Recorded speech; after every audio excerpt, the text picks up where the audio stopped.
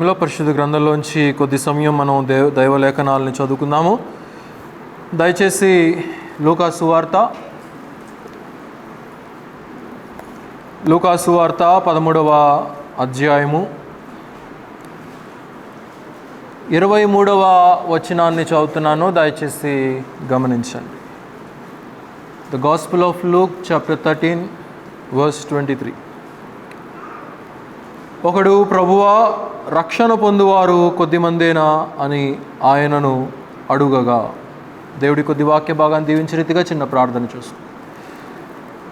మమ్మల్ని మిక్కిలిగా ప్రేమించినటువంటి మా యేసయ్య, ఈ యొక్క మధ్యాహ్న కాలపు సమయంలోనైనా ఇంతవరకు ఆరాధనా కార్యక్రమం అంతట్లో కూడా మీరే సర్వమహిమ ఘనత పొంది ఉన్నారని నమ్ముచున్నాము. అలాగనే మా ప్రభువా, ఈ సమయంలో చదవబడినటువంటి లేఖన భాగం మీరు దీవించండి. పరిశుద్ధాత్మని యొక్క జ్ఞానము ద్వారా మాలో ఉన్న ప్రతి ఒక్కరితో కూడా నాయన మీ యొక్క దివ్యమైనటువంటి సత్యాలను మాకు వినిపింపచేయండి. మీ దాసునైనటువంటి నన్ను కూడా మీ యొక్క శిలువ చాటును మరుగుపరిచి మీ యొక్క జ్ఞానం చేత నింపుదురని యేసుక్రీస్తు వారి ఘనమైనటువంటి నామంలో స్తుతించి వేడుకొనుచున్నాము తండ్రి, ఆమేన్. అలాగే యూట్యూబ్ ద్వారా కూడా అనేక ప్రాంతాల నుండి వీక్షిస్తున్న ప్రతి ఒక్కరికి కూడా ప్రేమపూర్వకమైనటువంటి వందనాలు తెలియచేయుచున్నాము. క్రమం తప్పకుండా మా యొక్క సంఘ కార్యక్రమాలను, వాక్యాలను వీక్షిస్తున్న ప్రతి ఒక్కరికి మరి దేవుని దీవెనలు పొందాలని ప్రార్థన చేస్తూ ఉంటున్నాం. మంచిది. మనం చదువుకున్నటువంటి వచ్చిన భాగంలో ఒక వ్యక్తి, ప్రభువా, రక్షణ పొందువారు కొద్దిమందేనా అనేటువంటి ప్రశ్నను యేసుక్రీస్తు వారికి మరి ఆయనను క్వశ్చన్ చేస్తున్నట్లుగా మనం చూడగలుగుతూ ఉంటున్నాం. ఈ యొక్క క్వశ్చన్ అనేది కేవలం ఈ యొక్క యవనస్తుడికి వచ్చినటువంటిది మాత్రమే కాదు, ప్రపంచవ్యాప్తంగా ఉండేటువంటి అనేక మంది క్రైస్తవుల్లో ఉండేటువంటి మరి ఆలోచన, లేకపోతే ఆందోళన, లేకపోతే ఒక ప్రశ్న మరి ఏంటి అనంటే, దేవుడు అనుగ్రహించేటువంటి రక్షణ ప్రణాళిక, దేవుడు అందించేటువంటి యొక్క మరి సువార్త ప్రణాళిక అనేది అది అందరికీ చెందినటువంటిదా లేకపోతే కొద్దిమందికి చెందినటువంటిదేనా అనేటువంటి విషయాన్ని ఇక్కడ యేసుక్రీస్తు వారిని ప్రశ్నిస్తున్నట్లుగా మనం చూడగలుగుతూ ఉంటున్నాం. అయితే యేసుక్రీస్తు వారు ఏం జవాబిస్తున్నారో గమనించండి. అక్కడే క్రిందనే 24వ వచనంలో, అని ఆయనను అడుగగా ఆయన వారిని చూచి, ఇరుకు ద్వారమున ప్రవేశింప పోరాడుడి, అనేకులు ప్రవేశింప చూతురు గాని వారి వలన కాదని మీతో చెప్పుచూ ఉన్నాను అని ఇక్కడ తెలియచేస్తూ ఉంటున్నాడు. యేసుక్రీస్తు వారు ఒక ప్రశ్నకు తాను జవాబిస్తున్నట్లుగా మనం ఇక్కడ గమనించగలుగుతూ ఉంటున్నాం. ఏంటి అనంటే, ఇరుకు ద్వారమున ప్రవేశింప పోరాడుడి అని ఇక్కడ తెలియచేస్తూ ఉంటున్నాడు. అనేకులు ప్రవేశించాలని ప్రయత్నిస్తారు కానీ అందరూ కూడా ప్రవేశించలేరు ఈ యొక్క ఇరుకైనటువంటి ద్వారము. అనగా క్రైస్తవ విశ్వాస జీవితం అనేది, రక్షించబడటం అనేది ఒక స్టెప్, ఆ రక్షణ విధానాన్ని కొనసాగించటం అనేది మరి ఒక స్టెప్. చాలామంది బోధకులు చెప్పేటువంటి బోధల ప్రకారంగా రక్షించబడటం చాలా సులభము, పాపాలు ఒప్పుకున్నట్టు చేత మారు మనసు పొందుతారు, రక్షణ పొందుతారు, పరలోక భాగ్యానికి ప్రవేశం అవుతారు అని చెప్పి చాలా సులభంగా చెప్తూ ఉంటారు. కానీ అట్ ద సేమ్ టైం విశ్వాస జీవితాన్ని కొనసాగించటము, క్రైస్తవ జీవితంలో పోరాడటము, the continual spiritual life which we need to possess అనేది చాలా విలువైనటువంటిది, అది పోరాటముతో కూడినటువంటిది అనే విషయాన్ని మనకి ఇక్కడ పరిశుద్ధాత్ముడు జ్ఞాపకానికి తెస్తూ ఉంటున్నాడు. అందుకే ఈ యొక్క యవనస్తుడు అడిగినటువంటి ప్రశ్నకు దేవుడు ఇక్కడ జవాబు చెప్తా ఉంటున్నాడు. అది ఇరుకైనటువంటి ద్వారము, అది సంకుచితమైనటువంటి మార్గము, అది ఆజ్ఞలు, కట్టడలు, అనేకమైనటువంటి అనుభవాలు, దేవునిలో ఉండేటువంటి ఆత్మీయమైనటువంటి విలువలతో కూడినటువంటి ప్రయాణముగా అది మనం ఇక్కడ గమనించాలి. ప్రియులారా, క్రైస్తవ జీవితం అనేది ఒక పోరాటముగా యేసుక్రీస్తు వారు మనకి ఇక్కడ తెలియచేస్తూ ఉన్నారు. దాన్నే ఇంగ్లీష్లో నారో డోర్ అని అంటారు, నారో గేట్ అని అంటారు. కనుక ఈ సంకుచితమైనటువంటి మార్గంలో అనేక మంది చివరి దాకా ప్రయాణించలేరు అనే విషయాన్ని మనకి ఇక్కడ జ్ఞాపకం చేస్తూ ఉంటున్నాడు. ఎందుకు అనంటే ఈ యొక్క రక్షణను అందుకోవటము చాలా విలువైనటువంటిదిగా, అది విశ్వాస పోరాటపు అనుభవంగా మనం ఇక్కడ ఇది పరిగణించాలి. మార్కు సువార్తకు కనుక మనం వచ్చినట్లయితే 10వ అధ్యాయము 17వ వచనం నుండి చదవండి. అక్కడ మరి యొక్క యవనస్తుడు మనకు అక్కడ కనబడతా ఉంటున్నాడు. మార్కు సువార్త 10వ అధ్యాయము 17వ వచనం. ఆయన బయలుదేరి మార్గమున పోవచ్చు ఉండగా ఒకడు పరిగెత్తుకొని వచ్చి ఆయన ఎదుట మోకాలుని, చూడండి, సద్బోధకుడా, నిత్య జీవమునకు వారసుడగుటకు నేను ఏమి చెయ్యాలి? What shall I do to inherit the eternal life? నేను నిత్య జీవాన్ని సంపాదించుకోవటానికి, నేను నీతో యుగయుగాలు కూడా జీవించటానికి నేనేమి చెయ్యాలి? ఇతడు యవనస్తుడే, ఇతడు మరి సమస్తము ఎరిగినటువంటి వాడే. అయినప్పటికీ కూడా ఇతడు యేసుక్రీస్తు వారి దగ్గరికి పరిగెత్తుకొని వచ్చి మోకాళ్ళు వంచి ఆయన ఎదుట ఒక ప్రశ్నను వేస్తున్నట్లుగా మనం చూడగలుగుతూ ఉంటున్నాం. He run towards Jesus. ఆయన మార్గాన ఆయన వెళ్ళిపోతూ ఉంటే ఒకడు సడన్గా వచ్చి మోకాల్లోని పరిగెత్తుకుంటా వచ్చాడు. మనం ఏనాడైనా వచ్చామా పరిగెత్తుకుంటా? అయ్యో సమయం అయిపోతుందే, దేవుని సహవాసంలో పాల్గొనాలి, దేవుని మీటింగ్లో పాల్గొనాలి, పరిశుద్ధుల యొక్క ఐక్యతలో పాలు పొందాలి అనేటువంటి పరుగు, అనేటువంటి తృష్ణ, అనేటువంటి ఆశ. మగ్దలేని మరియ ఏం చేసింది? పెందల కడ లేచి యేసుక్రీస్తు వారి దగ్గరికి పరిగెత్తుకొని పోయింది, ఆయన సమాధి దగ్గరికి. ఇంకొక 3-4 వారాల్లో ఆ విషయాలు మనం ధ్యానం చేస్తాం. కాబట్టి ఆయన యొద్దకు మనం వచ్చేటప్పుడు పరిపూర్ణమైనటువంటి ఆశ ప్రభువు మీద కేంద్రీకరించబడి ఉండాలి. ఆయన సహవాసానికి వెళ్తున్నాను, ఆయనను ఆరాధించడానికి వెళ్తున్నాను, ఆయన యొక్క సహవాసములో ఆయనను ఆరాధించి స్తుతించి మహిమపరిచి ఘనపరిచి నా హృదయం లోతుల్లో నుండి వచ్చేటువంటి నా యొక్క అర్పణను, నా యొక్క బలియాగమును, ఆయన నా పట్ల చేసినటువంటి విమోచన క్రయదమును నేను జ్ఞాపకం చేసుకోవటానికి వెళ్తున్నాను అనేటువంటి వివేచన అనుభవము మనకు ఉండాలి అనే విషయాన్ని మనకి ఇక్కడ దేవుడు జ్ఞాపకం చేస్తూ ఉన్నాడు. అయితే ఆయన వచ్చాడంట, ఆయన వచ్చి మోకాల్లోని ఆయన ఒక ప్రశ్న వేస్తున్నట్లుగా మనం ఇక్కడ చూడగలుగుతూ ఉంటున్నాం. మోకాల్లో ఉంచాడు, ఎందుకంటే ఈయనలో ఏదో ప్రత్యేకత ఉందనే విషయాన్ని ఆయన గుర్తించాడు. దేవుని సన్నిధికి మనం వచ్చేటప్పుడు ఆయనను గౌరవించటానికి, ఆయనను మహిమపరచటానికి, ఆయనను ఆరాధించటానికి ఎప్పుడో 2000 సంవత్సరాల క్రితం ఆయన వచ్చి వెళ్ళాడండి అని చెప్పేసి చెప్పటం కాదు. ఆయనను ఆరాధించువారు ఆత్మతోనూ సత్యముతోనూ ఆరాధించవలెను.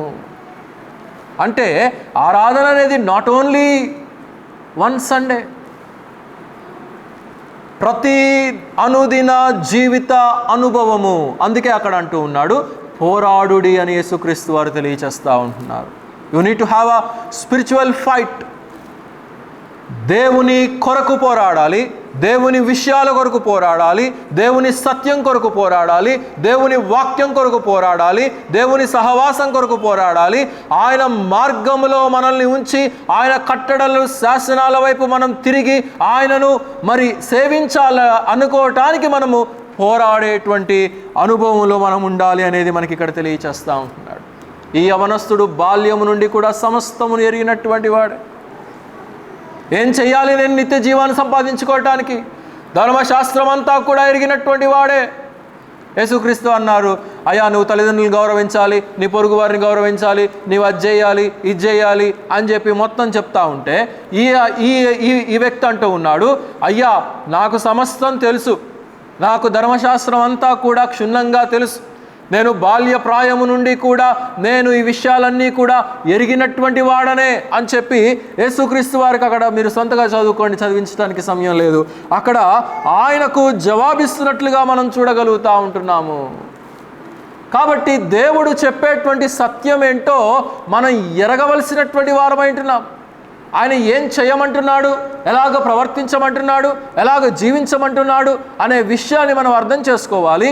ఈ వ్యక్తి కూడా యేసుక్రీస్తు వారు చెప్పేటువంటి మాటలకు మరి అడ్డుపడి, అయ్యా నాకు ఈ విషయాలన్నీ కూడా తెలుసు అని చెప్పేసి అంటా ఉన్నాడు. పరిగెత్తుకుంటానే వచ్చాడు దేవుని దగ్గరికి.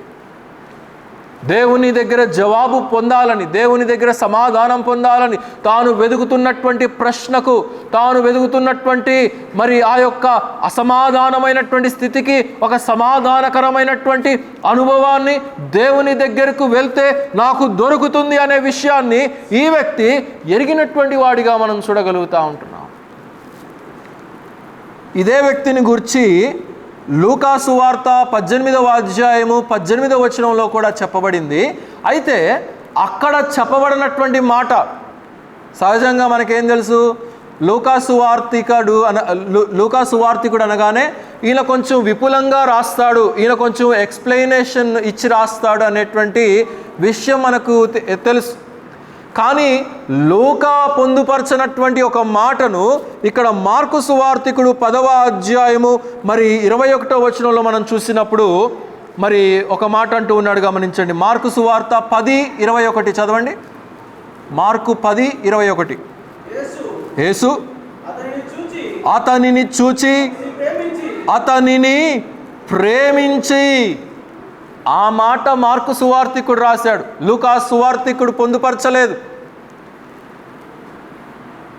అయితే ఎలాంటి వ్యక్తి అయినా కానీ, ఎలాంటి అనుభవంలో ఉన్నా కానీ, ఎలాంటి స్థితిలో ఉన్నా కానీ ఆయన దగ్గరకు వచ్చినప్పుడు, ఆయన దగ్గరకు ఆయనను సంధించటానికి వచ్చినప్పుడు ఆయన ప్రేమించేటువంటి వ్యక్తిగా మనం చూడగలుగుతూ ఉంటున్నాం.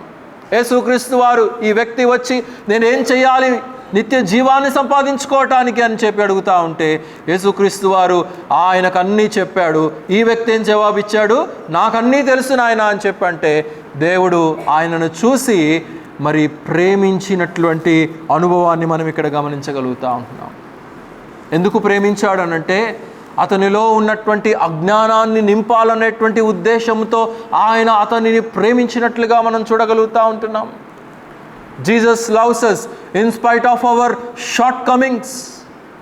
మనలో ఉన్నటువంటి కొదువులను, మనలో ఉన్నటువంటి కొరతలను, మనలో ఉన్నటువంటి లోపాలను సమస్తమును కూడా ఆయన దగ్గరకు మనం వచ్చినప్పుడు, ఆయన పాదాల చెంత మనం వచ్చినప్పుడు, ఆయన సహవాసానికి మనం వచ్చినప్పుడు, ఆయన సన్నిధికి మనం వచ్చినప్పుడు ఆయన మన కొదువులను తీర్చేటువంటి ప్రభువుగా మనం ఇక్కడ గమనించగలుగుతూ ఉంటున్నాం. ఈ వ్యక్తిని కూడా అందుకే ప్రేమిస్తున్నట్లుగా మనం చూడగలుగుతూ ఉంటున్నాం. లూకా సువార్త 7వ అధ్యాయం 36వ వచనంలో అక్కడ మనము పాపాత్మురాలైనటువంటి స్త్రీని మనం చూస్తాం. సీమోను ఇంట ఉండి భోజనము చేస్తూ ఉంటే ఆ స్త్రీ వచ్చి ఏం చేసింది, ప్రభు యొక్క పాదాల చెంత కూర్చొని ఏడుస్తుంది.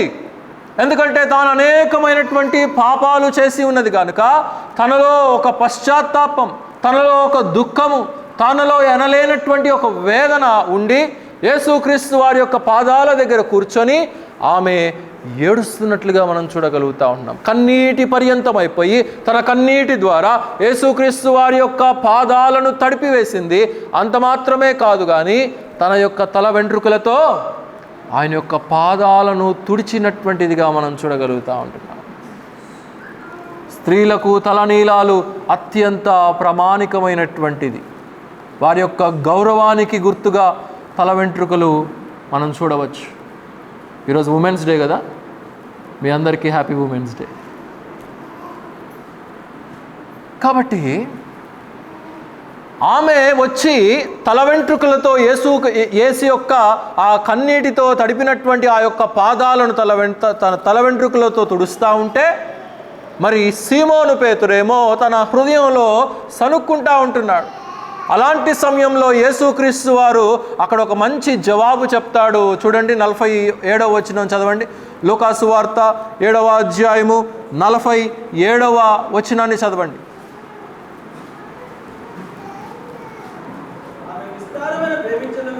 చూడండి అక్కడ యేసుక్రీస్తు వారు ఏమంటున్నారు, సీమోను ఎందుకు నీవు తొందరపడతావు, ఆమె ఏం చేస్తుందో గమనించు.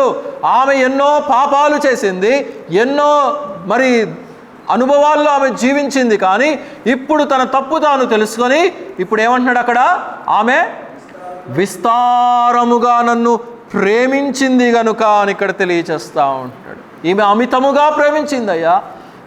తన యొక్క హృదయపు అనుభవంలో నుండి నన్ను సేవించటానికి, నన్ను ప్రేమించటానికి ఆమె వచ్చింది నా దగ్గరకు. దాని గురించి నువ్వు వరి అవ్వాల్సినటువంటి పని లేదనేది ఇక్కడ యేసుక్రీస్తు వారు చెప్తా ఉంటున్నారు. కాబట్టి మనం ప్రభువు దగ్గరికి వచ్చేటప్పుడు ఆయనను అమితముగా ప్రేమించే వారమై ఉండాలి. ఆయనను అమితముగా సేవించేటువంటి విశ్వాస అనుభవంలో దేవుడు మనల్ని ఉండాలని చెప్పి ఇక్కడ తెలియచేస్తూ ఉంటున్నాడు ప్రియులారా.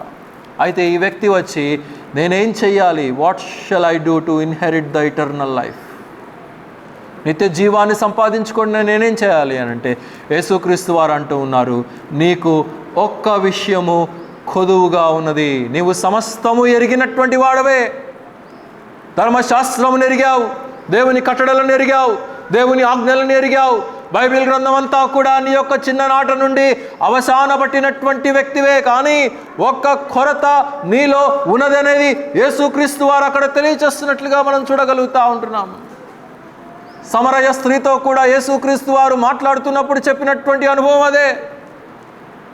అమ్మా, నీకొకటి కొరతగా ఉన్నది అని సమరయ స్త్రీతో చెప్పాడు యేసుక్రీస్తు. నేడు సంఘముతో కూడా దేవుడు మనలో ఉన్నటువంటి కొరతలను ఆయనను సంధించినప్పుడు, మనం ఎప్పుడైతే దేవునికి when we come closer to God, he will enlighten our spirit. మన ఆత్మలను ఆయన వెలిగిస్తాడు, మన కనులను ఆయన తెరుస్తాడు. మన జీవిత విధానాల్లో మనం కలిగి ఉన్నటువంటి ఆయనకు అయిష్టమైనటువంటివి దేవుడు మనల్ని గుర్తించేటువంటి అనుభవంలోనికి దేవుడు మనల్ని వెలిగిస్తాడనేది మనం ఇక్కడ గమనించాలి ప్రియులారా. అయితే కొన్నిసార్లు గుర్తించలేకపోవచ్చు కూడా సంఘము, సార్వత్రిక సంఘం. ప్రకటన గ్రంథం తిప్పండి, ప్రకటన గ్రంథము 3వ అధ్యాయము 17వ వచనం చదవండి. ప్రకటన గ్రంథము 3వ అధ్యాయము 17వ వచనం.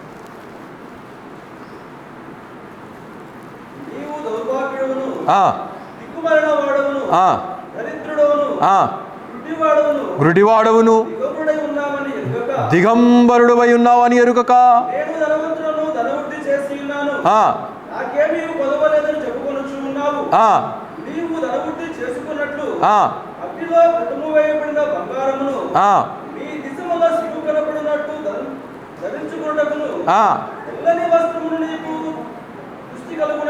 దృష్టి కలుగునట్లును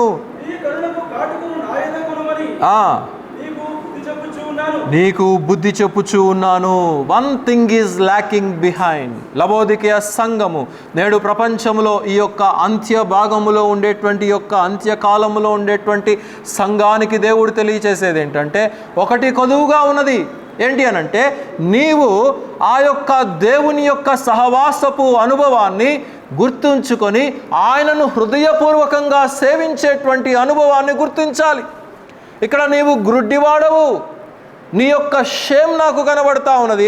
అయితే నేనిచ్చేటువంటి తెల్లని వస్త్రములు, నేనిచ్చేటువంటి ప్రశస్తమైనటువంటి వస్త్రములు, నేనిచ్చేటువంటి రక్షణ వస్త్రములు, నేనిచ్చేటువంటి నీతి వస్త్రములు, నేనిచ్చేటువంటి పెండ్లి వస్త్రములను నీవు ధరించుకొని నన్ను సేవించేటువంటి అనుభవంగా సంఘము ఉండాలి అనేది ఇక్కడ దేవుడు తెలియచేస్తూ ఉంటున్నాడు ప్రియులారా. అది నిత్య జీవాన్ని సంపాదించుకోవటం. కొంతమంది పేర్లు చిరంజీవి అని చెప్పి పెట్టుకుంటూ ఉంటారు. ఎందుకు పెట్టుకుంటారు చిరంజీవి అని చెప్పండి? చిరకాలము జీవించాలి అని చెప్పి పెట్టుకుంటారు. ఆడు 20 సంవత్సరాలు చచ్చిపోయినా కానీ అదే పేరుని పెట్టుకుంటాడు, 80 సంవత్సరాలు చచ్చిపోయినా కానీ అదే పేరు పెట్టుకొని ఉంటాడు. ఇదివరకు పెళ్లి పత్రికల్లో చిరంజీవి అని చెప్పి వరుడు పేరు, లేకపోతే చిరంజీవి సౌభాగ్యవతి అని చెప్పేసి పెండ్లి కుమార్తెల యొక్క పేర్లు పెడతా ఉంటారు. ఇప్పుడు వివాహ పత్రికలు అలా రావట్లేదు అనుకోండి, అది వివాహ పత్రిక అర్థం కాదు, క్రిస్మస్ గ్రీటింగ్ కార్డు అర్థం కాదు, న్యూ ఇయర్ గ్రీటింగ్ కార్డు అర్థం కాదు. పోయి ప్రింటింగ్ ప్రెస్కి అక్కర లేకుండా వీళ్ళే తయారు చేసుకొని ఆహ్వానాలు ఫోనుల్లో పంపించేస్తూ ఉంటున్నారు. సరే, మనం చదివినటువంటి అనుభవానికి వచ్చినట్లయితే ఇక్కడ సంఘముతో దేవుడు తెలియచేస్తూ ఉన్నాడు ఏంటి అని అంటే, నేను ఇచ్చేటువంటి ప్రశస్తమైనటువంటి వస్త్రములను ధరించుకొని నీవు నా మందిరానికి వచ్చినప్పుడు, నన్ను సేవించటానికి వచ్చినప్పుడు నీవు నిండుగా నాకు కనబడాలి. నీ యొక్క గ్రుడ్డితనము కానీ, నీలో ఉన్నటువంటి అవివేకము కానీ, మన ఆత్మీయతలో సాతానుడు లోకపు పాపపు అనుభవము ద్వారా పొందుపరచబడినటువంటి యొక్క పొర ఏదైతే ఉన్నదో దానిని తొలగించుకొని దేవుని సన్నిధికి మనం రావాలి అనే విషయాన్ని ఇక్కడ మనకు తెలియచేస్తూ ఉంటున్నాడు ప్రియులారా. అయితే ఈ వ్యక్తి బాల్యము నుండి అన్నీ తెలుసు, కానీ నీకు ఒక్క విషయం కొదువుగా ఉన్నది అని చెప్పేసి దేవుడు ఏం చెప్పాడో తెలుసా? ఏం చెప్పాడు అక్కడ? నీవు సమస్తమును విసర్జించి, సమస్తమును అమ్మివేసి, బీదలకు ఇచ్చేసి నా దగ్గరకు రా, నన్ను వెంబడించు అని చెప్పేసి క్రీస్తు వారు తెలియచేస్తూ ఉంటారు. ఉదాహరణకు చెప్తున్నాను, ఎవరు ఏం చేయనక్కర్లేదు, కానీ బాప్తీసం పొందడానికి ఎవరైనా వచ్చి పాస్టర్ గారు బాప్తీసం పొందాలనుకుంటున్నాను అని కనుక నాకు చెప్తే, నీకున్నటువంటి ఆస్తిపాస్తులన్నీ కూడా అమ్మేసి, నీకున్నటువంటి బంగారం అంతా కూడా అమ్మేసి, అప్పుడు రాను నా దగ్గరికి, అప్పుడు నేను నీకు బాప్తీసం ఇస్తానని చెప్తే ఎలా ఉంటుందండి? ఇంకొక ఆదివారం ఎవడైనా కనపడతాడా ఆ మాట చెప్తే? యేసుక్రీస్తు వారు చెప్తున్నటువంటి మాటలో ఉన్నటువంటి అర్థాన్ని ఆ వ్యక్తి అలాగే అర్థం చేసుకున్నాడు. సమస్తమును అమ్మి నా దగ్గరకు రా. ఆ యొక్క విశ్వాస పోరాట జీవితము, you need to pay a price. అంటే భౌతికమైనటువంటి ఆస్తిపాస్తులు అమ్ముకొని బీదలుగా ఉండి ప్రభువుని దగ్గరికి రావాలనేది కాదు దేవుని యొక్క ఉద్దేశం. ఒక వెలను చెల్లించాలి, ఆత్మీయమైనటువంటి వెల. అది వెల చెల్లించమన్నాడు పాస్టర్ గారు అని చెప్పేసి చందాల గురించి మాట్లాడుతున్నానని ఎవరు తప్పుగా అనుకోవద్దు. నేనేం భౌతికమైనటువంటి చందాల గురించో భౌతికమైనటువంటి కానుకల గురించి నేను మాట్లాడట్లేదు. మన ఆత్మీయమైనటువంటి లోతుల్లో నుండి రక్షణ ప్రణాళికలో మనం చేర్చబడినటువంటి మనము దేవునికి ఒక వెలను చెల్లించాలి. అది ఆత్మీయమైనటువంటి వెలగా ఉండాలి, ఆత్మీయమైనటువంటి అర్పణగా అది ఉండాలి. అందుకే అక్కడ తెలియచేస్తూ ఉంటున్నాడు, ఇరుకు ద్వారంలో మీరు చేర్చబడ్డారు. ఆ ఇరుకు ద్వారంలో పోరాటము ఉంటుంది. లోకముతో పోరాడాలి, పాపముతో పోరాడాలి, సాతానుడితో పోరాడాలి, శరీరంతో పోరాడాలి. అనేకమైనటువంటి విధానాలను బట్టి విశ్వాస జీవితము పోరాడేటువంటి అనుభవముగా, దేవునిలో కొనసాగేటువంటి అనుభవంగా అది ఉండాలి అనేది ఇక్కడ దేవుడు తెలియచేస్తూ ఉంటున్నాడు ప్రియులారా. అందుకే ఆ త్యాగపూరితమైనటువంటి జీవితాన్ని ఆ యవనస్తుడుకు దేవుడు నేర్పిస్తూ ఉంటున్నాడు. సమస్తము ఉన్నది ఇతనిలో, కానీ ఏం లేదు? త్యాగము లేదు. There is no sacrifice.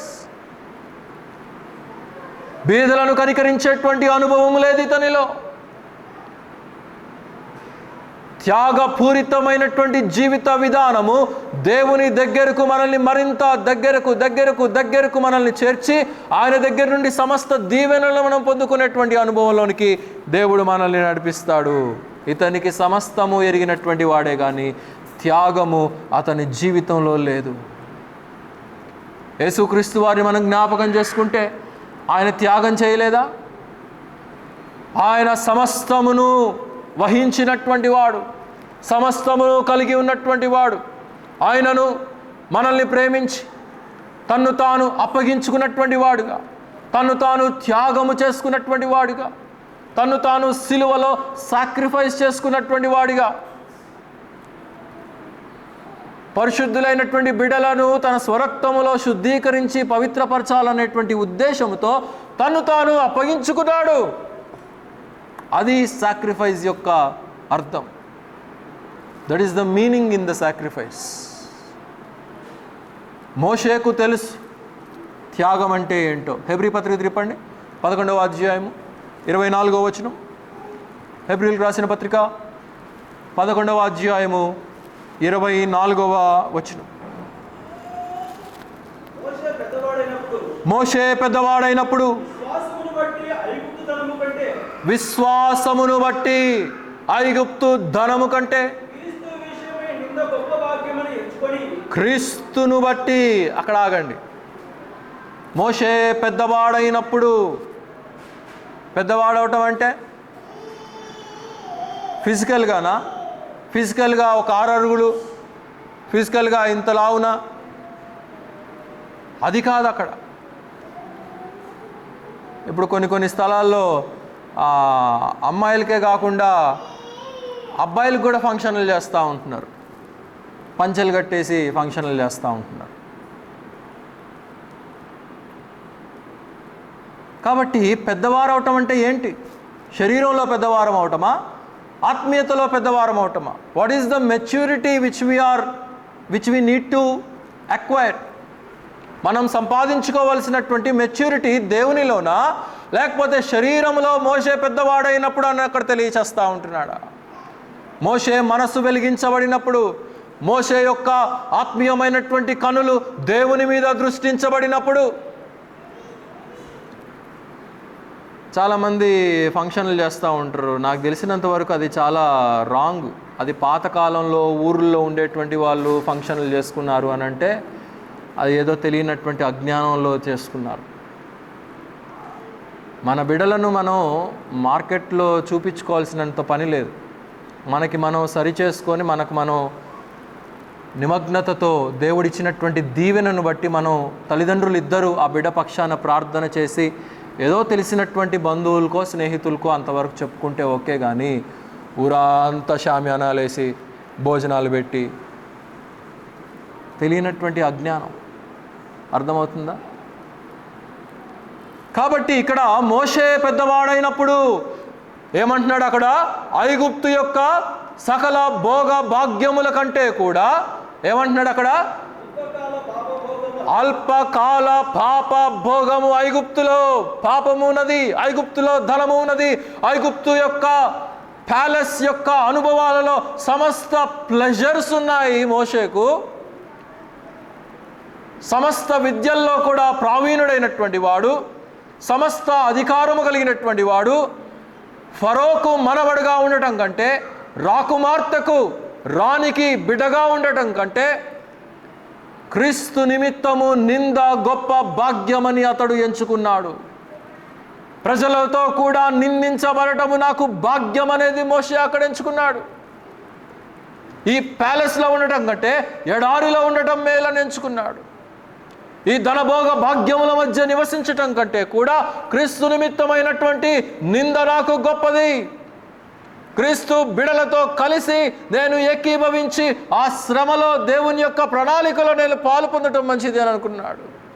ఈ యొక్క విశాలమైనటువంటి రాజభోగ భాగ్యాల కంటే కూడా ఈ యొక్క నేరో అయినటువంటి గేట్ ఏదైతే ఉన్నదో, ఐగుప్తులో ఉండేటువంటి ఆ యొక్క బానిసపు అనుభవం ఏదైతే ఉన్నదో, ఈ ఇశ్రాయేలీయుల యొక్క ప్రజలు అనుభవిస్తున్నటువంటి బాధ ఏదైతే ఉన్నదో అది నాకు మేలు అని చెప్పేసి మోషే ఎంచుకున్నటువంటి వాడై ముందుకు కొనసాగాడు. మోషేకు తెలుసు తన నిర్ణయం ఫరోకు విరుద్ధంగా ఉంటే గెంటి వేస్తాడని మోషేకు తెలుసు. మోషేకు తెలుసు ఈ యొక్క రాజభోగ భాగ్యాలన్నింటినీ కూడా విడిచిపెట్టేసి నేను ఈ ప్రజలతో కూడా కష్టాలు పడతాననేది మోషేకు తెలుసు. అయినా కానీ మోషే ఆ యొక్క త్యాగానికి ఒప్పుకున్నాడే కానీ ఐగుప్తును ఆశ్రయించినటువంటి వాడు కాడు. లోకపు పాపపు అనుభవంలో ఉండటానికి ఆయన ఆశించినటువంటి వాడు కాడనే విషయాన్ని మనం ఇక్కడ గమనించాలి. So we need to learn what is spiritual fight. రోమాపత్రికలు అంటాడు కదా 8వ అధ్యాయం 35వ వచనంలో, ఖడ్గమైన, శ్రమైన, ఉపద్రవమైన, తుఫానైనా ఏదైనా కానీ చదవండి అన్నమాట. 8, 35, 36 వచనాలు చదవండి.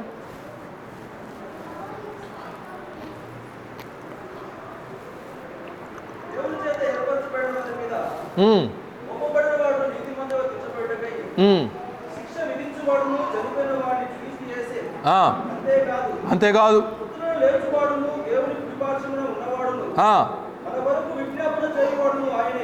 8:35 36 చదవండి.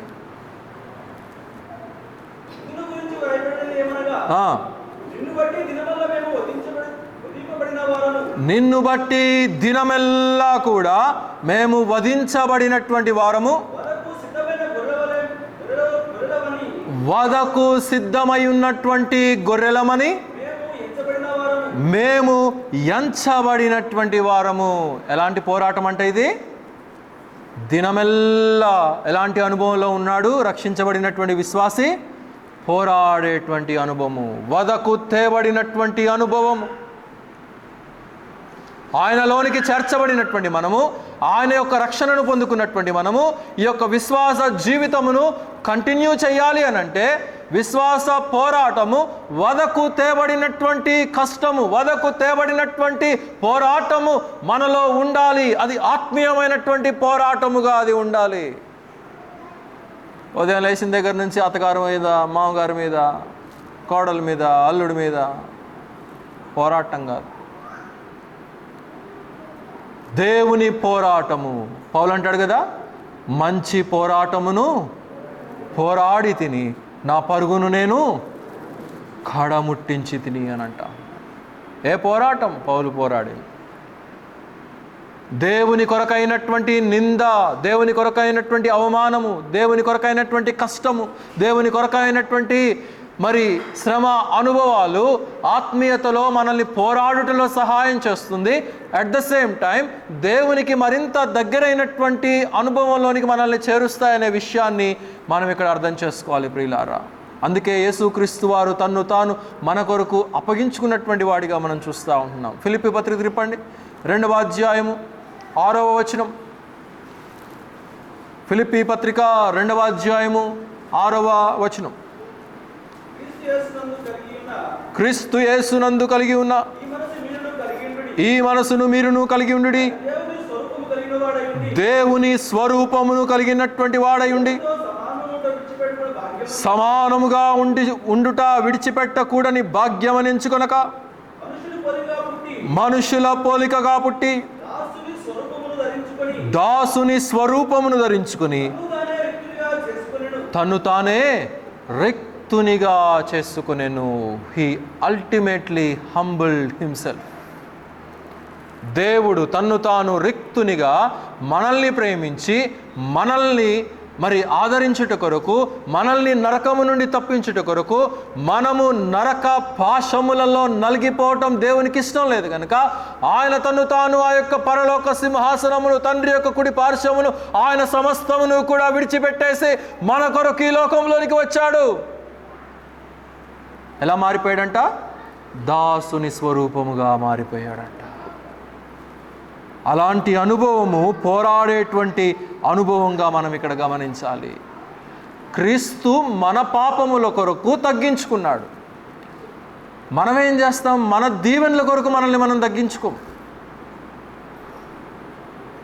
అర్థమవుతుందని నేను చెప్పింది? క్రీస్తుకు తగ్గించుకోవాల్సిన అవసరం లేదు, క్రీస్తుకు పరలోకాన్ని విడిచిపెట్టాల్సిన అవసరం లేదు. కానీ మనల్ని ప్రేమించాడు గనక మన పాపాలని మరలా క్షమించి మరలా మనల్ని దేవుని సహవాసములో, దేవుని యొక్క రక్షణానందములో, దేవుని యొక్క పరలోకపు ఆత్మీయమైనటువంటి అనుభవాలలో మనల్ని ఉంచటానికని ఆయన శిలువ మరణానికి పునరుద్ధానములకు ఆయన అప్పగించుకున్నాడు. మనము మన యొక్క ఆత్మీయమైనటువంటి మేలు కొరకు, మన యొక్క దీవెనల కొరకు, మన యొక్క మరి ఆశీర్వాదాల కొరకు, మన జీవిత ఆత్మీయమైనటువంటి విధానాల కొరకు మనము పోరాడలేకపోతున్నాం. దేవుని యొక్క ఆ యొక్క నేరో మార్గములో ఉండలేకపోతుంటున్నారు నేడు అనేక మంది క్రైస్తవులు అనే విషయాన్ని మనం గమనించాలి. కనుక it is a narrow gate, సంకుచితమైనటువంటి మార్గము, యేసు స్థాపించినటువంటి మార్గం. అది నేషనల్ హైవే కాదు, ఇష్టమైనటువంటి స్పీడ్లో వెళ్ళిపోవటానికి. అది సంకుచితమైనటువంటి మార్గం, పోరాటాలతో ఉన్నటువంటి మార్గముగా మనము ఇక్కడ గమనించవచ్చు ప్రియులారా. యోహాను సువార్త తిప్పండి, 14వ అధ్యాయము 6వ వచనం. యోహాను సువార్త 14:6. యేసు నేనే మార్గమును సత్యమును జీవమును, నా ద్వారానే తప్ప ఇక ఎవ్వడు కూడా తండ్రి యొద్దకు రావాలి అంటే ఇదే ఏకైక మార్గము. ఇది సంకుచితమైనటువంటి మార్గము. అలాగే 10వ అధ్యాయం 9వ వచనం చదవండి. 10:9. దొంగతనమును, హత్యను వచ్చును గాని మరి దేనికి నీరాడు?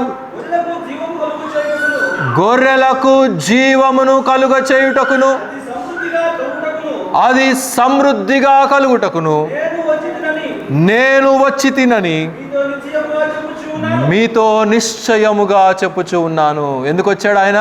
ఎందుకు స్థాపించాడు ఆయన యొక్క మార్గము? మనకు నిత్య జీవార్థమైనటువంటి మార్గమును, ఆత్మీయతను, the establishment in the eternal life, దేవునిలో ఉన్నటువంటి సత్య ప్రామాణికమైనటువంటి జీవిత విధానము, ఆత్మీయమైనటువంటి పోరాటము, విలువలతో కూడినటువంటి ఆత్మీయమైనటువంటి జీవిత విధానాన్ని మనకు నేర్పించటానికి ఆయన ఈ యొక్క లోకంలోనికి వచ్చాడు. కాబట్టి పరిశుద్ధులమైనటువంటి బిడలంగా ఆ పోరాడేటువంటి జీవిత విధానాన్ని మనం నేర్చుకోవాలి. లోకంలో కలిసిపోయినటువంటి వారు దాన్ని అర్థం చేసుకోలేరు.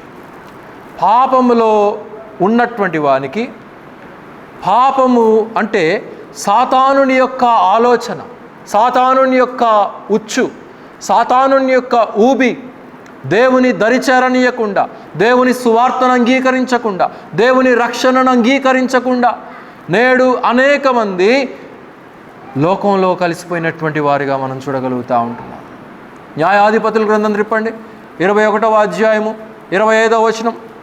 న్యాయాధిపతుల గ్రంథము 21వ అధ్యాయము 25వ వచనం. ప్రతివాడును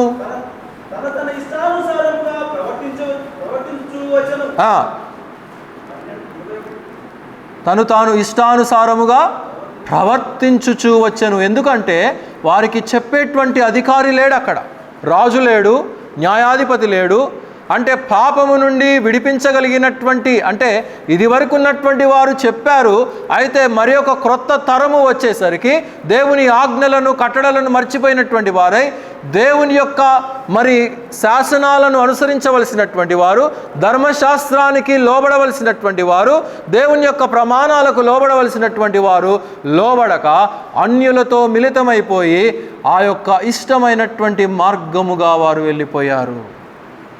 కాబట్టి ఒక పరమ తండ్రి ఉన్నాడని, ఒక రాజులకు రాజు, ప్రభువులకు ప్రభు ఉన్నాడని ప్రజలు తెలుసుకోలేకపోయారు. పిలాతు అంటాడు కదా, నీవు రాజువా అని అడిగితే యేసుక్రీస్తు వారు ఏం జవాబిస్తారు? అవును, నీవన్నట్టే. అయితే నాది ఈ యొక్క లోకపు రాజ్యము కాదు, నాది లోకపు ఎస్టాబ్లిష్మెంట్ కాదు, నాది పరలోకపు రాజును నేను, పరలోకపు తండ్రి యొక్క కుడి పార్శ్వమునాసీనుడుగా ఉండేటువంటి వాడను నేను. ఆత్మీయమైనటువంటి విధానమును నేను సమకూర్చేటువంటి వాడను. ఈ యొక్క లోకపు రాజ్యమును కానీ, లోకపు అధికారమును కానీ, లోకపు సైన్యాన్ని నేను సంసిద్ధము చేసుకోవడానికి నేను ఈ లోకానికి రాలేదు అనేది యేసుక్రీస్తు వారు తెలియచేస్తూ ఉంటున్నారు ప్రియులారా. అయితే ప్రజలు ఒక సరైనటువంటి నాయకుడు, సరైనటువంటి రాజు, సరైనటువంటి న్యాయాధిపతులు లేనప్పుడు వారికి హృదయానికి ఎట్లా తోస్తే అలా ప్రవర్తించినట్లుగా మనం చూడగలుగుతూ ఉంటాం. యేసుక్రీస్తు వారిని కూడా ఎందరో వెంబడించారు ఆయన ఈ లోకంలో 3.5 సంవత్సరములు జీవించినప్పుడు. త్రిప్పండి యోహాను సువార్త 6వ అధ్యాయం త్రిప్పండి. యోహాను సువార్త 6వ అధ్యాయము 60వ వచనం. యోహాను సువార్త 6:60. ఆయన శిష్యులలో అనేకులు ఈ మాటను విని, ఇది చాలా కఠినమైనటువంటి మాట, ఎవరు వినగలరు? అలాగే 66వ వచనం చదవండి అక్కడ.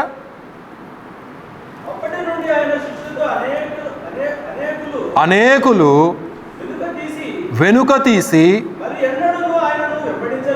మరి ఎన్నడూను ఆయనను వెంబడించలేదు. యేసుక్రీస్తు వారు పలికినటువంటి ప్రతి మాట కూడా దైవ ప్రామాణికమైనటువంటిదై, తండ్రి ఏదైతే చెప్పాడో ఆ మాటలే ఆయన ఈ లోకంలో ఉపదేశించినటువంటి వాడిగా మనం చూడగలుగుతూ ఉంటున్నాం.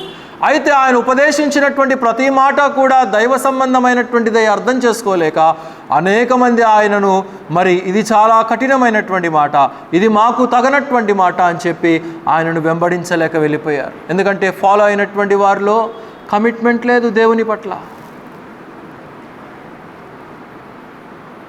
సందర్భం వచ్చింది కాబట్టి చెప్తున్నాను.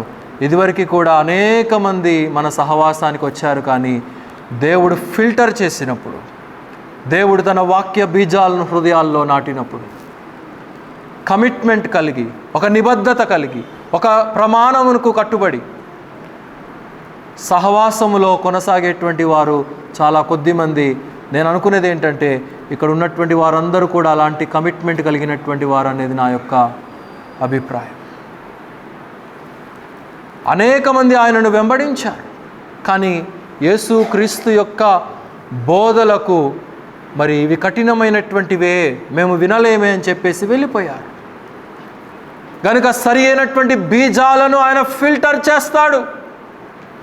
గాలికి చెదురుగొట్టినటువంటి పొట్టుల వలె ఉంటే గాలికి ఎగిరిపోతారు. కానీ సరసమైనటువంటి విత్తనాలు అనుకోండి, బలమైనటువంటి గాలి వచ్చినా ఏమవుతుంది? విత్తనాలు ఎగిరిపోతాయా? విత్తనాలు అక్కడే పడతాయా? చెప్పండి.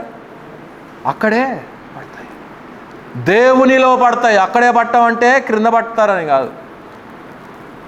కనుక విశ్వాస పోరాటపు అనుభవము మనలో దేవుడు ఆ సీడ్ లాగా, మనందరం కూడా క్రీస్తులో నాటబడినటువంటి బీజాల్లాగా మనం ఉండాలనేది దేవుడు తెలియచేస్తూ ఉంటున్నాడు.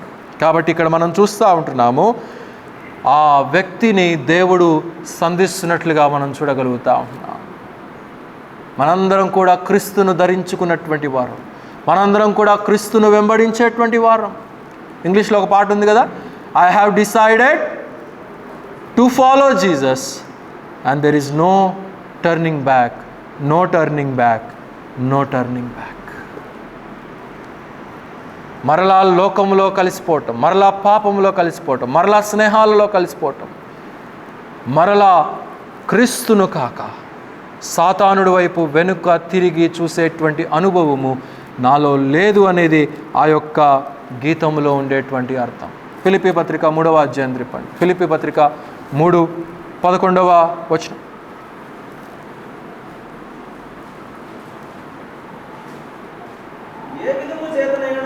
ఏ విధము చేతనైనను మృతులలో నుండి నాకు పునరుద్ధానము కలగవలెనని ఆయన మరణ విషయములోను సమాన అనుభవము కలిగినటువంటి వాడనై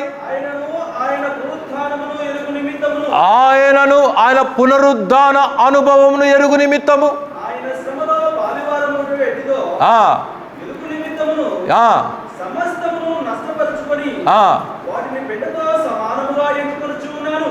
చాలండి.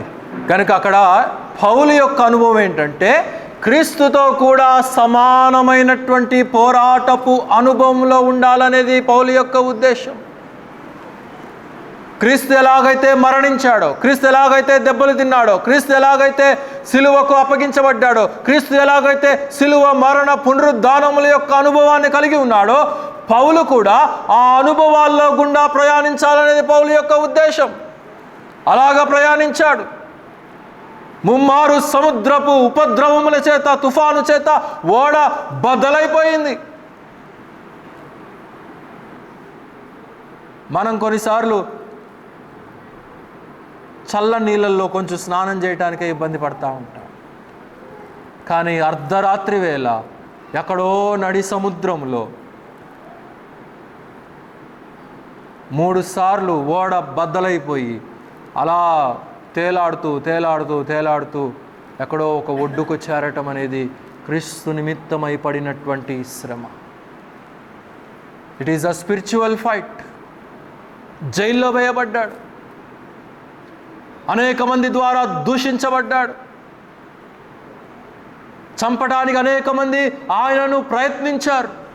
అయినా కానీ పౌలు ఎక్కడా కూడా తగ్గినటువంటి వాడు కాడు. ఎందుకంటే క్రీస్తు యొక్క ప్రతి అనుభవంలో, పోరాటంలో ఉండాలి అనేది పౌలు యొక్క ఉద్దేశం. అందుకే అంటాడు కదా, మీరు నన్ను పోలి నడుచుకోండి, నేను క్రీస్తుని పోలి నడుచుకున్నాను, మీరు నన్ను పోలి నడుచుకోండి అని పౌలు తెలియచేస్తూ ఉంటున్నాడు. కనుక మనము ఆ పోరాటపు అనుభవాన్ని మనము సంతరించుకోవాలనేది దేవుని యొక్క ఉద్దేశమై ఉంటున్నది. కాబట్టి ఈ వ్యక్తి దగ్గర చాలా ఆస్తి ఉన్నది, చాలా విధానాలు ఉన్నాయి, కానీ త్యాగము ఇతని యొక్క హృదయంలో లేదు. లూకాసు వార్త త్రిప్పండి. లూకాసు వార్త 18వ అధ్యాయము 25వ వచనం చదవండి. లూకాసు వార్త 18:25. ధనవంతుడు దేవుని రాజ్యములో ప్రవేశించుట కంటే సూదె బెజ్జములో ఒంటె దూరుట సులభమని చెప్పెను. అక్కడ ఆ మాటను మనం చదివినప్పుడు ధనవంతుడు గురించి మాట్లాడుతూ, అంటే లోకములో ఈ యొక్క పాపపు భోగాల కొరకు, లోకంలో ఉన్నటువంటి ధనాపేక్ష కొరకు మనం పరుగులెత్తినప్పుడు అది అసాధ్యమైనటువంటి మార్గముగా కనిపించవచ్చు అని చెప్పాడు. కానీ అక్కడ సూది బెజ్జములో ఉంటే దూరుట సులభము అని అక్కడ తెలియచేస్తూ ఉంటున్నాడు. అయితే అది అక్కడ అసాధ్యము అని అక్కడ తెలియచేయట్లేదు. దేవునికి సమస్తము సాధ్యమే. మానవులకు మన కొన్నిసార్లు ఇది కష్టతరమైనటువంటి ప్రయాణంగా అని మనం అనుకోవచ్చు, కానీ సమస్తమును కూడా ఇవ్వగలిగినటువంటి వాడు దేవుడు గనక ఆయనకు సమస్తము సాధ్యము. For God everything is possible. ఆ వ్యక్తిని దర్శించినటువంటి అనుభవాన్ని మనం ఇక్కడ గమనించగలుగుతూ ఉంటున్నాం. త్యాగము చేయమని చెప్పి తెలియచేస్తూ ఉంటున్నాడు.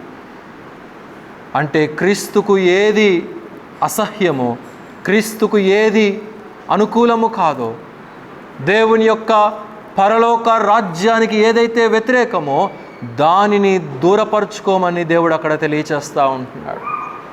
అంతేగాని ధనవంతులు పరలోక రాజ్యము ప్రవేశింపరని కాదు దేవుడు చెప్పిన ఉద్దేశం.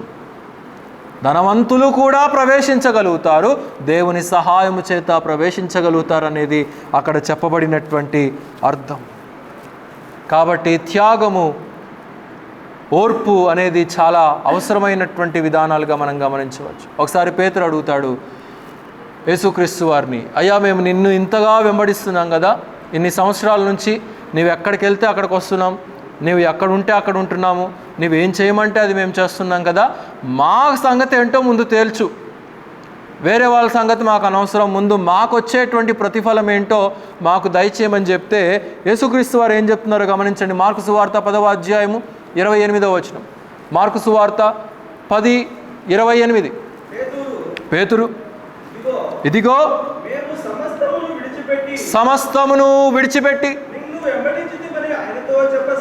నిన్ను వెంబడించాం కదా. అందుకు యేసు ఇట్లా, నేను నా నిమిత్తమును సువార్త నిమిత్తమును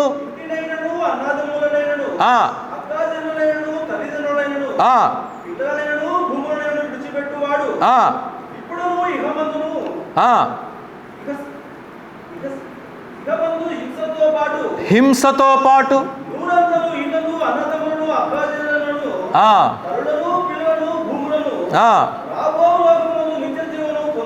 రాబోవు లోకమందు నిత్య జీవమును పొందుదురని పేతురు నేను నీతో నిశ్చయముగా చెప్తున్నాను. పేతురు అడిగాడు, మాకు వచ్చేటువంటి ప్రతిఫలం ఏంటి, మాకేమన్నా ఒక కిరీటాన్ని ఇస్తావా అని చెప్పేసి యేసుక్రీస్తు వారిని అడుగుతూ ఉంటే యేసుక్రీస్తు వారు ఏం జవాబు చెప్తున్నారు, నీవు సమస్తాన్ని వదిలిపెట్టి నా కొరకు వచ్చావు, అయితే నీకు కలిగేటువంటి బహుమానం ఏంటంటే హింస.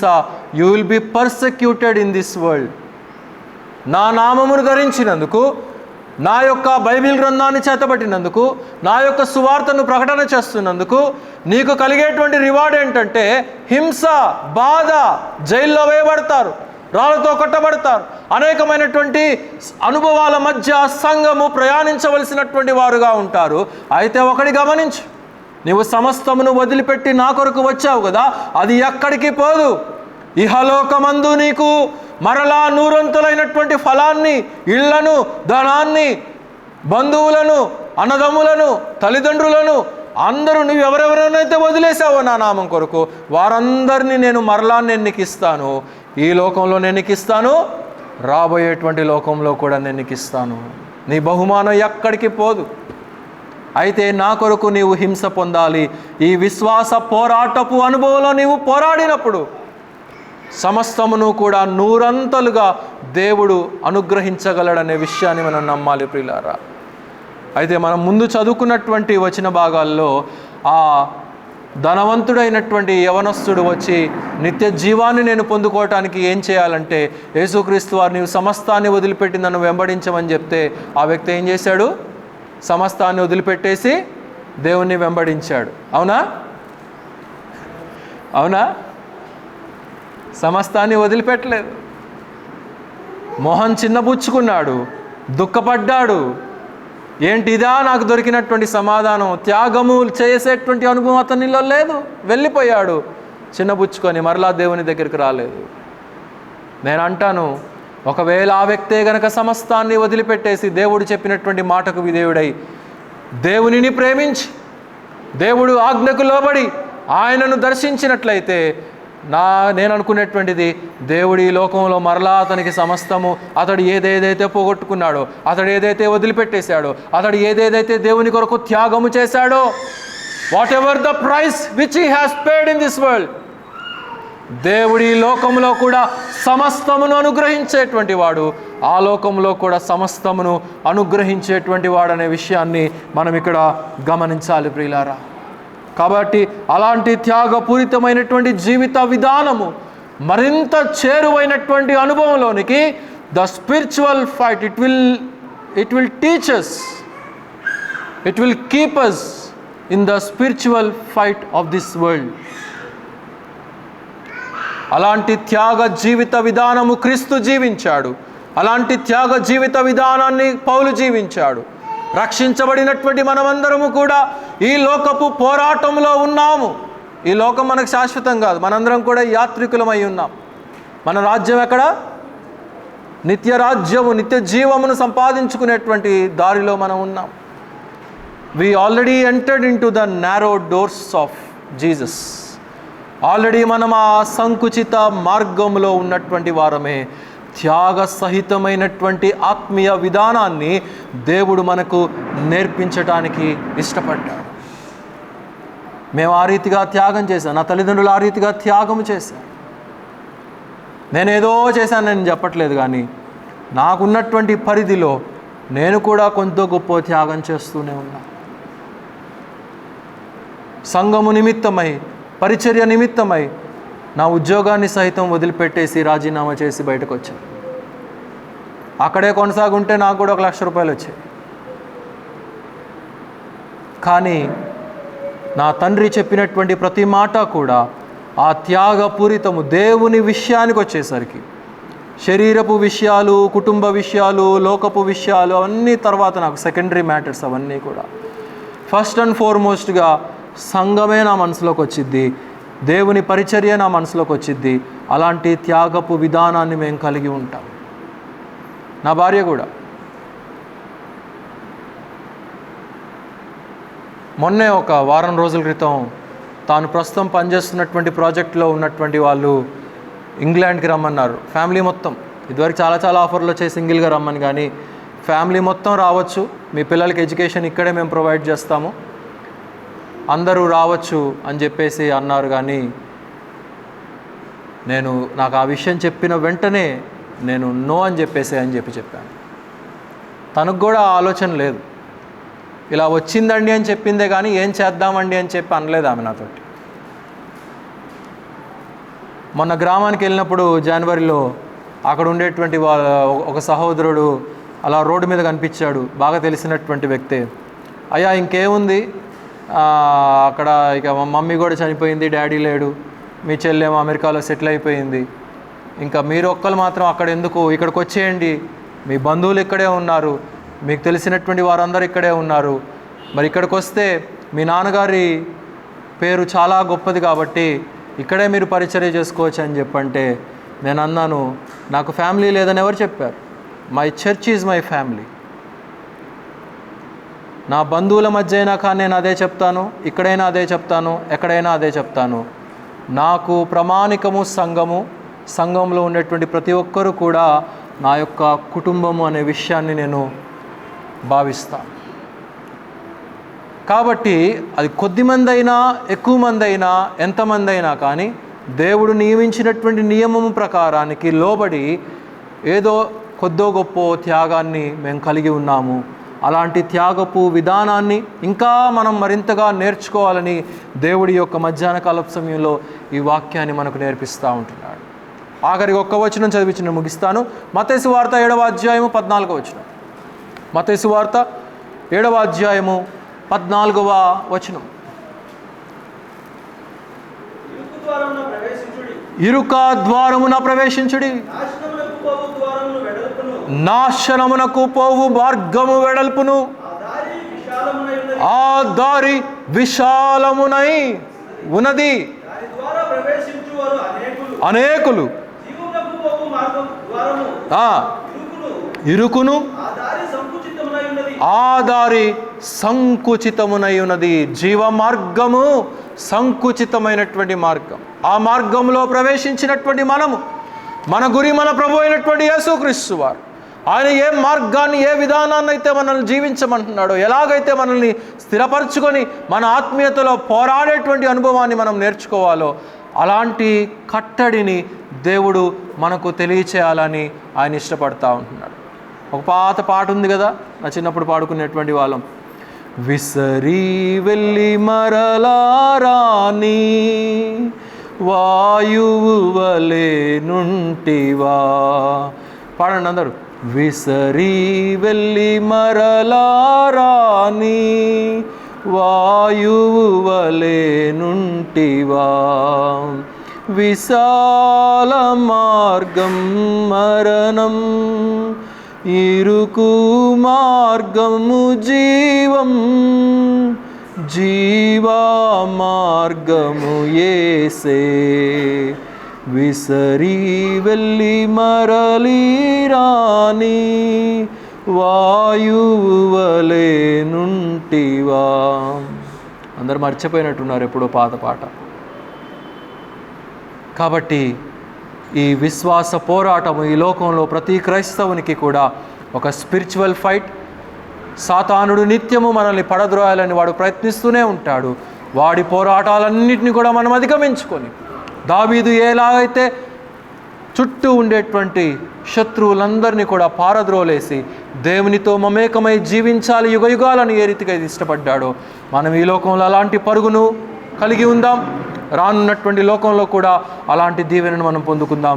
ఈ కొద్ది మాటలు మనందరి హృదయాల్లో దేవుడి నిండారులుగా దీవించునుగాక. ప్రార్థన. పరమ తండ్రి, మా రక్షక యేసయ్య, ఈ యొక్క మధ్యాహ్న కాలపు సమయంలో మా వినికిడిలో చదవబడినటువంటి లేఖన భాగాలన్నింటినీ కూడా మీరు నిండారులుగా దీవించండి. స్థిరపరిచిన విధానాన్ని బట్టి వందనాలు నాయన. ఇరుకైనటువంటి మార్గము మీ యొక్క జీవ మార్గమని, ఆ మార్గంలో చేర్చబడినటువంటి విశ్వాసి ఎప్పుడైతే మేము పాపాలు ఒప్పుకొని మిమ్మల్ని అంగీకరించామో ఆ క్షణము నుండే మేము ఈ యొక్క ఇరుకైనటువంటి మార్గంలో ఈ లోకంలో మేము జీవిస్తూ ఉంటున్నాం. అయితే ఈ యొక్క ఇరుకైనటువంటి మార్గములు అనేకమైనటువంటి కష్టాలు, శోధనలు, ఉపద్రవాలు, సమస్యలు అనేక రకాలుగా సాతానుడు మా మీదకి వెదజల్లినప్పుడు వాటన్నిటినీ కూడా మీ యొక్క వాక్యపు వెలుగు చేత మేము పోరాడి మా యొక్క విశ్వాసపు అనుభవాన్ని మేము కాపాడుకొని మీ నుండి దీవెన ఆశీస్సులు మేము పొందుకొని నిత్య జీవానికి మేము వారసులమయ్యేటువంటి కృపను మాకు అనుగ్రహించండి. ఈ మధ్యాహ్న కాలపు సమయంలో చేరి వచ్చినటువంటి ప్రియ బిడ్డలందరినీ కూడా నిండారులుగా దీవించండి. సంఘంలో ఉన్నటువంటి ప్రతి కుటుంబాన్ని, ప్రతి వ్యక్తిని, ప్రతి బిడ్డను కూడా విశ్వాసంలో స్థిరపరచమని ప్రార్థన చేయుచూ ఉంటున్నాం. ఎగ్జామ్స్ రాస్తున్నటువంటి బిడ్డలకు మీరు తోడుగా ఉండండి. కావలసినటువంటి జ్ఞానంతో నింపి ఏ తరగతి అయినా కానీ, చిన్న తరగతులైనా, కాలేజ్ వారైనా, యవన బిడ్డలైనా ఎలాంటి తరగతుల్లో ఉన్నప్పటికీ కూడా మీ యొక్క జ్ఞానం చేత నింపి సంవత్సరం అంతా కూడా నాయన ఆ బిడ్డలు చదువుకుని కష్టపడినటువంటి విధానానికి ఒక మంచి ఉత్తీర్ణమైనటువంటి మార్కులతో పై తరగతులకు వారు వెళ్ళగలుగుటకు మీ యొక్క సహాయమును, మీ యొక్క జ్ఞానము చేత ఆ బిడ్డలు నింపమని ప్రార్థన చేయుచుంటున్నాం. పెద్దవారందరూ చేసేటువంటి ఉద్యోగాలలో, రాకపోకల్లో మీ యొక్క క్షేమాన్ని దయచేయండి. వ్యాపారాలను, కష్టార్జితమును నిండారులుగా ఆశీర్వదించమని ప్రార్థన చేయుచుంటున్నాం.